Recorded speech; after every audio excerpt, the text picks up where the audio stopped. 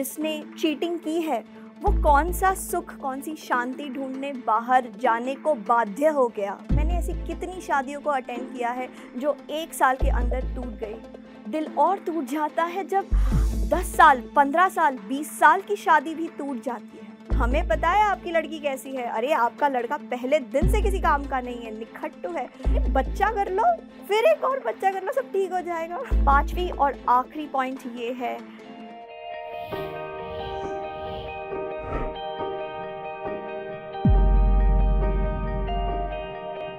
क्या आप एक ऐसे रिलेशनशिप में हैं जिसमें आप खुश नहीं हैं। आपका पार्टनर शायद आपको चीट कर रहा है, या फिर आप ही अपने पार्टनर को चीट कर रहे हैं क्योंकि आप खुश नहीं हैं। शायद आपका पार्टनर स्ट्रांग नहीं है, और भी बुरा हो सकता है, चाहे शायद आपका पार्टनर बहुत ज़्यादा स्ट्रांग है, आपको बहुत ज़्यादा कंट्रोल कर रहा है, फिनेंशियली, इमोशनली, आगे बढ़ने नहीं देता, रुकावटें लगा रहा है। क्या आप सोच रहे हैं कि इस रिलेशनशिप को आपको तोड़ देना चाहिए और उसके बाद ही आपको सुख मिलेगा, उसके बाद ही आपकी जीवन सॉर्टेड हो जाएगी? नमस्कार, मैं मनोवैज्ञानिक डॉक्टर मयूरिका दास विश्वास। मैं पिछले 15 साल से ज़्यादा से मनोवैज्ञानिक हूँ, मनोचिकित्सक का काम करती हूँ, काउंसलिंग, साइकोथेरेपी। मेरे पास बहुत सारे लोग आते हैं अपने टूटे हुए दिल को लेके, टूटने वाले रिश्ते को लेके, और आज तक शायद मैंने सिर्फ मैरिज काउंसलिंग में ही 200 से ज़्यादा केसेस को हैंडल किया होगा, और दूसरे काउंसलिंग तो वैसे ही बहुत सारे हैं। आज हम कुछ ऐसे 5 स्टेप्स के बारे में बात करेंगे मैरिज काउंसलिंग में, जिनका ध्यान रखने पे आपका रिश्ता बच सकता है। मैरिज काउंसलिंग में या रिलेशनशिप काउंसलिंग में लोग मेरे पास आते हैं ना, तो मेरा पहला काम है उनको जज नहीं करना। और जब मैं जज नहीं करती तब मुझे लोगों का दृष्टिकोण दिखाई देता है। जिसने चीटिंग की है वो कौन सा सुख, कौन सी शांति ढूंढने बाहर जाने को बाध्य हो गया, मजबूर हो गया, वो दिखाई देता है। जिसके साथ चीटिंग हुई है वो कितनी बार कितनी मौतें मरा है, क्योंकि उसका विश्वास ही टूट गया ना, विश्वास मर गया। बहुत चोट दिलाने वाली चीज़ है, उस चीज़ को महसूस किया है। जिसने किसी की शादी तोड़ी है उसके ऊपर क्या गुजरती है, उसकी अपनी आइडेंटिटी बदल जाती है। उसने अपने बारे में सोचा था कि मैं बहुत अच्छा इंसान हूँ, अच्छी लड़की हूँ, लेकिन अब अपने सुख के लिए उसे किसी और की शादी तोड़नी पड़ रही है। उसके खुद के ऊपर क्या गुजरती है। जो अपने पेरेंट्स के हाथों कमज़ोर है, वो इसलिए क्योंकि पेरेंट्स ने कभी उसे स्ट्रांग होने ही नहीं दिया। अब शादी करके रातों रात वो ही मैन, सुपरमैन नहीं बनने वाला। तो इन सारे लोगों का पर्सपेक्टिव देख के मुझे बहुत बुरा लगता है कि शादियां बच नहीं पा रही हैं, लोगों को वो सुख नहीं मिल पा रहा है जो वो अपने रिलेशनशिप से चाहते हैं। लोग तो बड़े ठाट बाट के साथ शादी करवाते हैं, प्री वेडिंग फ़ोटोज़ होते हैं, स्पेशली फ़ोटोग्राफर्स को बुलाया जाता है, फेसबुक एकदम फ्लड कर देते हैं बहुत सारे romantic photos and music video जैसे संगीत के साथ। लेकिन एक अच्छी मैरिज वेडिंग मैनेज करना और एक अच्छी शादी जो लंबे तौर पे चले, दोनों में बहुत ज़्यादा फ़र्क है।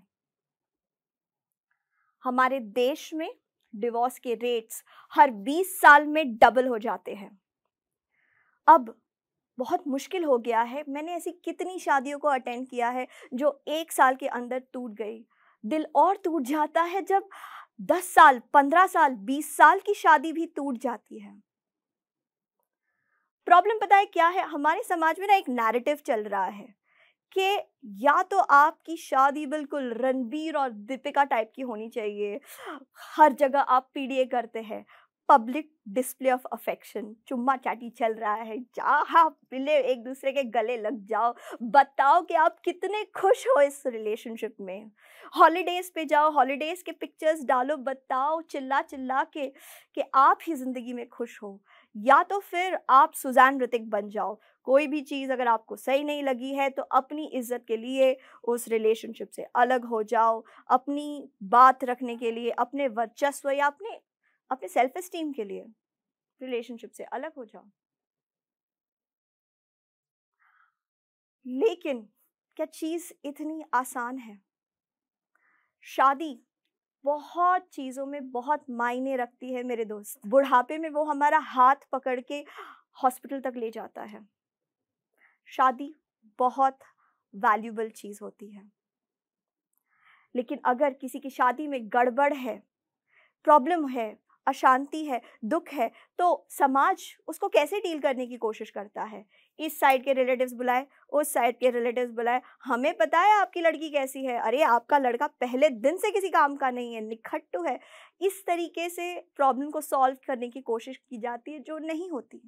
ये कहते हैं कि अरे बच्चा कर लो, एक और बच्चा कर लो, फिर एक और बच्चा कर लो, सब ठीक हो जाएगा। ये कहा जाता है कि जाओ छुट्टी पे घूम के आओ तो सब ठीक हो जाएगा। अच्छा एक काम करो, माँ बाप से अलग हो जाओ, फैमिली यूनिट से दूर हो जाओ, सब ठीक हो जाएगा। लेकिन क्या सच में ये चीज़ें लोगों की शादियों को बचा रहे हैं? सच में नहीं, ये शादियों को नहीं बचा पा रहे हैं। जो चीज़ शादियों को शायद बचा सकती है, जिसके लिए बहुत सारे लोग अभी भी रेडी नहीं है, वो है मैरिज काउंसलिंग या सेल्फ हीलिंग। बहुत सारे लोग डिवोर्स लॉयर के पास जाएंगे, लाखों रुपए खर्च करेंगे वहां पे, लेकिन मैरिज काउंसलिंग को एक मौका नहीं देना चाहेंगे। और दे भी क्यों? उनको पता ही नहीं है मैरिज काउंसलिंग चीज क्या है। मैरिज काउंसलिंग में आप एक मनोवैज्ञानिक के साथ काम करते हैं। मनोवैज्ञानिक आपको मदद करते हैं ये जानने के लिए कि जिस बिहेवियर से आपको प्रॉब्लम है, उस बिहेवियर के पीछे असली कारण क्या है। अगर आपका पार्टनर आपको चीट कर रहा है, उसके पीछे का असली कारण क्या है?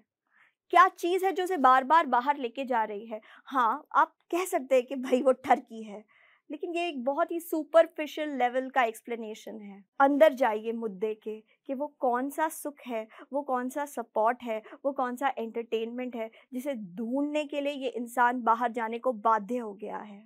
वो क्या कारण है जिस वजह से आपका पार्टनर अपने पेरेंट्स के सामने सीधा होके खड़ा नहीं रह पाता या रह पाती। मैरिज काउंसलर आपको प्रॉब्लम के रूट में जाने में मदद करते हैं। और साथ ही साथ ये मत सोचिए कि सारा प्रॉब्लम आपके पार्टनर में ही है, क्योंकि मैं जानती हूँ हर कोई मैरिज प्रॉब्लम्स ऐसे ही डिफाइन करता है कि मेरी शादी में प्रॉब्लम इसलिए क्योंकि पार्टनर ही निखट्टू है। रुक जाइए, थाली जैसे एक हाथ से नहीं बजती, ठीक उसी तरीके से समस्या में अगर आपके पार्टनर ने कंट्रीब्यूट किया है तो आपने भी कंट्रीब्यूट किया है। अगर आपके पार्टनर डोमिनेंट है तो कहीं पे आपने भी ये चूज किया है कि आप वीक बने रहेंगे, और आपने भी ये शायद इसीलिए चूज किया है वीक बने रहना, क्योंकि स्ट्रांग बनना तो किसी ने आपको सिखाया ही नहीं। तो मैरिज काउंसलर्स आपको आपकी सोच की गड़बड़ी ढूंढने भी मदद करेंगे। ऐसे बहुत सारे लोग हैं जो तकलीफदायक स्थितियों से निकले हैं, जिनकी फैमिली में सुख नहीं था, पेरेंट्स कंट्रोलिंग थे, पेरेंट्स के बीच में सुख नहीं था, तो अब वो ओवर सेंसिटिव हो गए हैं, हाइपर सेंसिटिव हो गए हैं। छोटी सी बात, फ़ोन क्यों नहीं किया तुमने, तुम्हारा फ़ोन एंगेज क्यों था, तुम उससे बात क्यों कर रहे थे, छोटी छोटी बातों पे उन्हें बुरा लग जाता है। तुम्हारी मम्मी मुझे देखकर इस तरीके से क्यों बात कर रही थी, उन्होंने मुझे रोक क्यों दिया। छोटी छोटी बातों पे लोगों को बुरा लग जाता है। वो क्यों? क्योंकि वो ऐसी स्थिति से आए हैं जहाँ पे वो हाइपर सेंसिटिव हो गए हैं। ऐसे बहुत सारे लोग हैं जो एक उज्जवल भविष्य देख ही नहीं पाते। बहुत ज़्यादा ज़रूरी है अपने मन में एक उज्जवल भविष्य का एक फ़ोटो देख पाना, वो छवि देख पाना जो आपको आशा देती है कि नहीं, थोड़ी और मेहनत करते हैं, टिक जाते हैं। ये एक फ़ेज़ है, ये जो हमारे बीच में झगड़ा है, ये एक फ़ेज़ है, इससे हम निकल पाएँगे। मेरे पास बहुत सारे लोग आते हैं अपनी शादी की इश्यूज़ को लेके। जैसे कि हाल ही में एक कपल के साथ मैं काम कर रही थी, जहाँ पे पति और पत्नी दोनों ने मिलकर एक व्यवसाय शुरू किया। लेकिन धीरे-धीरे उस कंसल्टिंग बिज़नेस में पत्नी आगे जाने लगी, पत्नी को ज़्यादा इम्पोर्टेंस मिलने लगी और पति अनकंफर्टेबल होने लगे। यहाँ पे दोनों ही सिग्निफिकेंस के लिए लड़ रहे थे, दोनों ही कोशिश कर रहे थे कि उनको पहचान मिले। अचानक से वो भूल गए कि उनके जीवन में असल में जो ज़्यादा ज़रूरी है वो उनका परिवार है। शायद ये सामाजिक ब्रेन वॉशिंग ही है जिसके वजह से उन्हें अचानक से लगने लगा कि सबके सामने अस्तित्व प्रूफ करना, बताना कि हम कितने महान हैं, ये ज़्यादा इम्पॉर्टेंट है। और वो एक दूसरे से ही लड़ने लगे, और जो शादी कुछ सालों पहले तक पैसे के अभाव में भी सुखमय थी, वो अब पैसे होने के बावजूद सुखी नहीं रही। अगर आप एक तकलीफ़देह शादी से गुज़र रहे हैं, तो सबसे ज़रूरी चीज़ आपके लिए हो जाता है बोलना। मैं जानती हूँ शायद आप बोल चुकी हैं या बोल चुके हैं अपने दोस्तों से और कज़न से या पेरेंट्स से या भाई-बहनों से, लेकिन समस्या ये हो जाती है वो आपको तुरंत ही सॉल्यूशन देने के लिए आ जाएँगे। वो आपको बहुत जल्दी जज कर सकते हैं, और जजमेंट के डर से खुल के बोल पाना बहुत मुश्किल हो जाता है। आपके फैमिली वाले भी बताते हैं, पेरेंट्स बताते हैं कि देखो ये सिर्फ़ एक फ़ेज़ है, चुप रहो, बात दबा के रखो, सबको जाके बोलने की कोई ज़रूरत नहीं है कि कोई दिक्कत है, दिक्कत अपने आप ठीक हो जाएगी, जैसे कि कोई बुखार है, आएगा और अपने आप चला जाएगा बिना दवाई के। लेकिन ऐसा ठीक नहीं होता। आपको बात करने की ज़रूरत है, और अगर आप एक एक्सपर्ट से बात करेंगे तो उसका लाभ एक अन्य ही लेवल पे है। ये ठीक वैसे ही है, सर्दी ज़ुकाम अगर हुआ है तो नानी दादी के नुस्खे से भी ठीक हो सकता है, लेकिन अगर आप एक डॉक्टर के पास जाएंगे तो वो जल्दी ठीक होता है, उसका असर ज़्यादा अच्छा होता है। दूसरी बात ये है कि लोगों को लगता है कि शादी में प्रॉब्लम इसलिए है क्योंकि पार्टनर प्रॉब्लमैटिक है, लेकिन ये बहुत ही ज़्यादा गलत तरीका हो जाएगा एनालाइज़ करने का। सच में अगर आपका पार्टनर कुछ गलत कर रहा है तो उसके पीछे एक्चुअल कारण क्या है? क्या आपने वो पता लगाने की कोशिश की? अगर आपके पार्टनर बहुत ज़्यादा डोमिनेंट है तो कहीं पे उसके पीछे आपका सबमिसिव बिहेवियर तो नहीं है। तीसरी चीज़, इस बात को समझने की कोशिश कीजिए कि आज से लेके 10, 15, 20 साल पहले पति और पत्नी का एक कॉमन गोल हुआ करता था।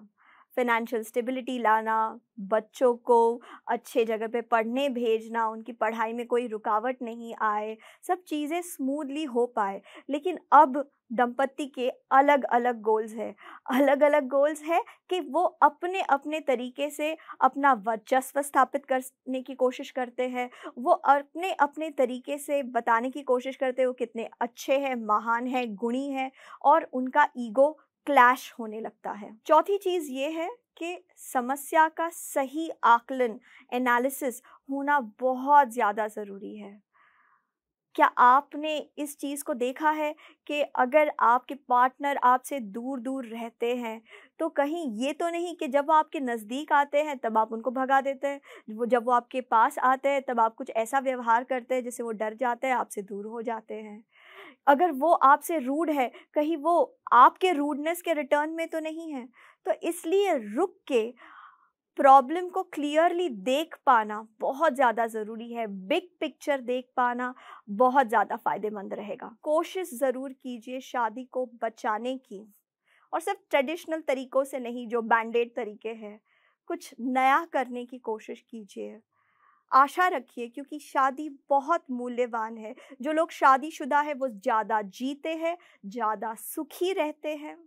उनके बच्चे भी डिप्रेशन से बाहर रहने के चांसेस ज़्यादा है। जोश टॉक आशा के इस मंच से मैं आशा करती हूँ कि आप अपनी मूल्यवान शादी को बचाने के लिए कुछ इनोवेटिव करेंगे, कुछ अलग तरीके से करेंगे, ताकि आप ज़िंदगी में ज़्यादा सुखी रहेंगे। शादी में दिक्कतें सबकी हो सकती हैं।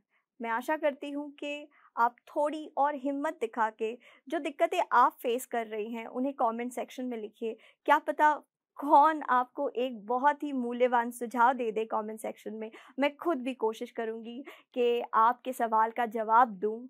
मैं आशा करती हूँ आप अपने जीवन में सुखी रहें।